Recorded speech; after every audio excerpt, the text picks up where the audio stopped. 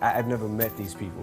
You know what I mean? So these aren't like personal attacks on their character or anything like that. It's kind of like picking names out of a hat, and if your name rhymes with something good, or you know what I mean? Whoa, younger me, no, you don't whack me. It's funny, but so true. I'd rather be 80-year-old me than 20-year-old you. The reason I dissed him is actually a lot more petty than that. I'm the greatest rapper alive since my favorite rapper banned me from Shade 45 or whatever he said, right? Give a f about your career.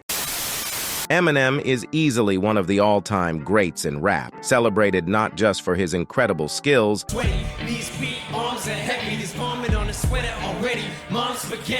but also for breaking down racial barriers in the music industry. But along with his fame and groundbreaking impact, Eminem is pretty infamous for his razor-sharp tongue. I'm a homosexual. Meaning? I like men. Unlike many who might keep their disses confined to rival rappers, Eminem casts a much wider net. This is the great Michael Jackson, who's talking about how unpleasant it is for him to hear the lines from the song "Just Lose It" aimed towards him. Touched on everything but little boys. That's not a stab at Michael, that's just a metaphor. I'm just psycho. The music in the video is a parody of Michael Jackson, who was accused of M-wording children 30-plus years ago. The most notorious scandal in the artist's career occurred in 1993 when he was accused of S.A.ing a 13-year-old boy. But what offended Michael the most was the last scene, where Eminem is sitting on a bed surrounded by small children. The pop singer called upon all music TV channels to remove the clip from the air, otherwise he would sue Eminem. Then there's Hollywood icons like Pamela Anderson, the bombshell of the 90s, to pop giants like Jennifer Lopez.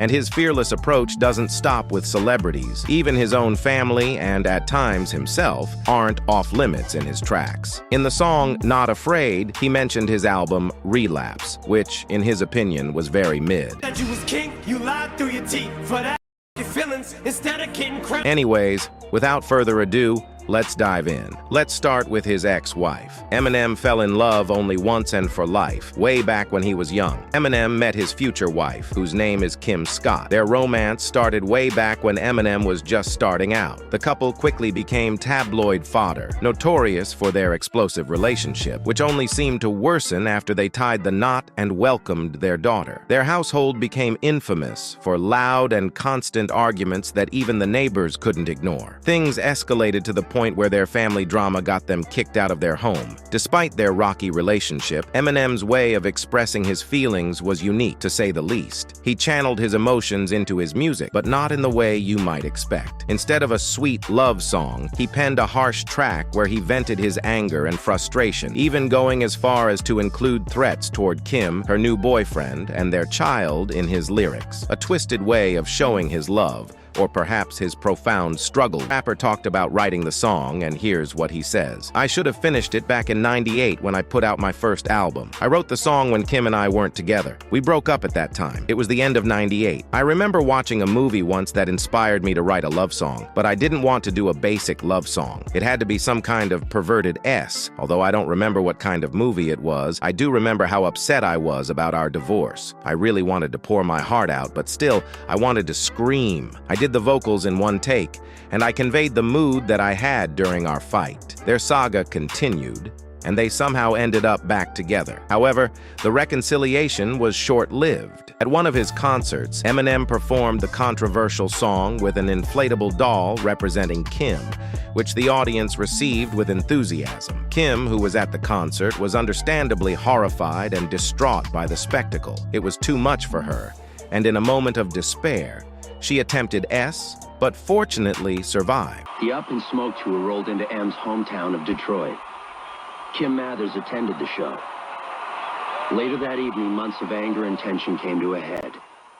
She went home and slit her wrists. Next up is his family. It's no secret that Eminem hates his father for leaving the family when he was just born. Eminem, throughout his life, did not hide that he had a complicated relationship with his dad, and at certain periods of his life, this relationship didn't exist at all. He reflected it all in his work. Wonder if he even kissed me goodbye. No, I don't. No second thought, I just wished he would die. He once mentioned in an interview that as a kid he would write letters to his father, hoping for some connection, but each one was returned unopened, marked "Return to Sender." His father claimed that Eminem's mother was the barrier preventing him from seeing his son. The unresolved issues with his father remained until his father passed away from a heart attack in 2019. But the familial strife didn't end there. Eminem also had a tumultuous relationship with his stepfather, who he claimed was abusive toward his mother right in front of him.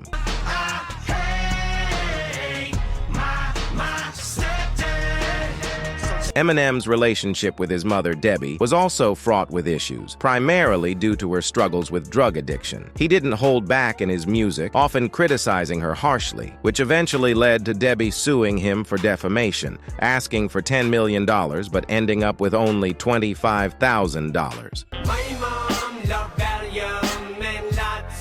Despite this, years later, Eminem took a step toward reconciliation by dedicating a song to his mom where he apologized, showing a softer side and perhaps a desire to mend their relationship. It's heavy answers, but I love you, Debbie Mathers. Oh, what a tangled web. And it wasn't just his parents. Eminem's extended family, including his stepbrother and sister, also found themselves mentioned in his tracks. Sister who never seen me or even bothered to call me until they saw me on TV.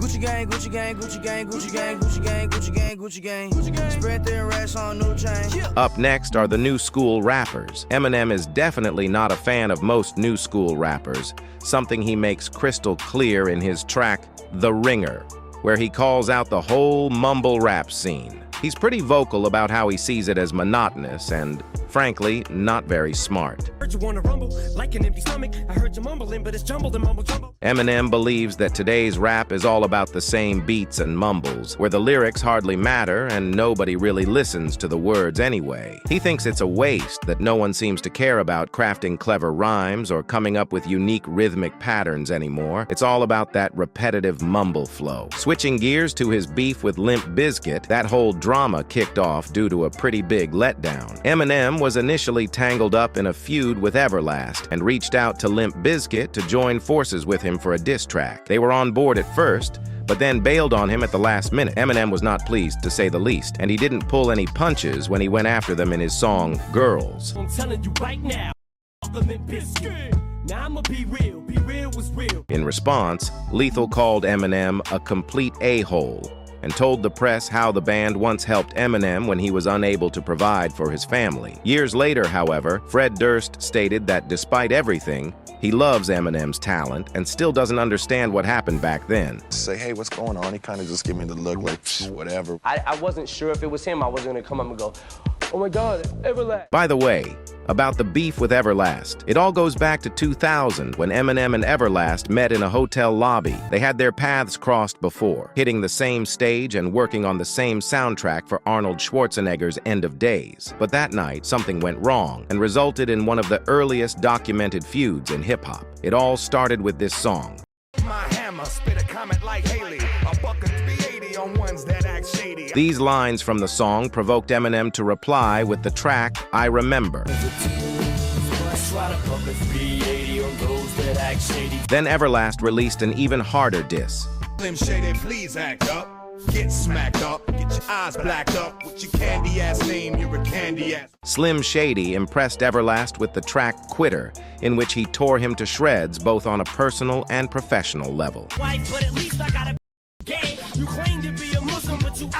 After a while, Everlast gave an interview in which he said that the track from which it all started should never have been released in the first place. He didn't even know that Marshall's daughter's name was Haley. He admitted that he was ashamed because at that time he himself had 2 children and could not act in that way. In the Vibe magazine, Eminem said that everything with Everlast was over and that he could have handled the situation better in some instances. Even Donald Trump, the former president of the United States, was not spared. Eminem's critiques started with the track No Favors, where he delved into issues like racism and police brutality, topics he felt Trump largely ignored when he was president. Your man don't want it, Trump's a I'll make his whole brain go under. But it didn't stop there.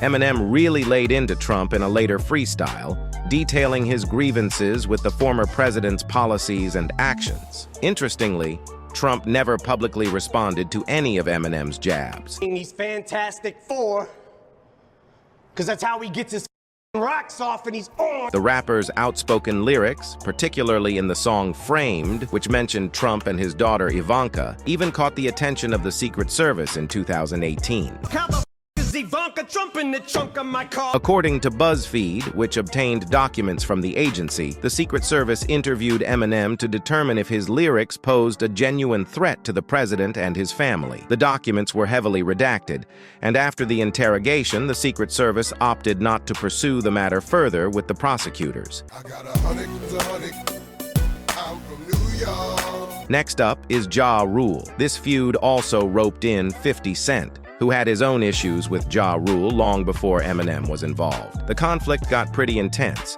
even leading to physical altercations and, reportedly, stabbings. Ja Rule was particularly incensed that Eminem would sign with 50 Cent, seeing it as a betrayal. The rivalry escalated when Ja Rule dragged Eminem's daughter into the fray. Mother's a crackhead and Kim is a no. So what's Haley gonna be when she grows up? This prompted an angry Eminem to hit back with the track Haley's Revenge. Eminem declared his crew the victor in the track Like Toy Soldiers in 2004, expressing his exhaustion with the beef and his desire to move on. However, Eminem's penchant for calling out his rivals never really faded, as evidenced by a line on his 2018 album Kamikaze, where he takes another dig at Ja Rule. Checking in the closet for my blue velour suit, piping all around it with the match. Eminem's beef with Benzino kicked off over a scathing review in the Source magazine, which Benzino co-owned. The magazine gave Eminem's album, the Marshall Mathers LP, a dismal 2 out of 5 stars, prompting Eminem to diss them. Benzino clapped back by claiming Eminem owed his career to an early shout-out in the magazine back in '98. Then Eminem came back hard with Nail in the Coffin, a brutal diss track where he shredded Benzino's age, his wannabe gangster image, and his questionable business acumen. Industry, swear that you in the streets hustling. You sit behind a desk at the Source. The drama escalated when Benzino dropped Die Another Day, where he crossed a line by threatening Eminem's daughter, Haley. Before I put a Glock in your mouth, tell Haley it ain't safe no more. Benzino didn't stop there. He frequently targeted Eminem's family in his tracks, which only fueled the fire. Things took a turn when Benzino exposed a track from Eminem's past, Foolish Pride, where Eminem used racially insensitive language, which he said was a product of being a hurt, foolish kid who had just broken up with his African-American girlfriend at 15. This caused a media uproar, forcing Eminem to issue a public apology. Eventually, the feud fizzled out. By 2012, Benzino admitted his mistakes in dragging Eminem's family into their feud and conceded defeat, particularly acknowledging the impact of Nail in the Coffin. His career never really recovered after leaving the Source in 2005, and attempts to revive his rap career didn't pan out. These days, he's mostly brought up in discussions about Eminem's legendary disses. Nothing's that bad if it feels good.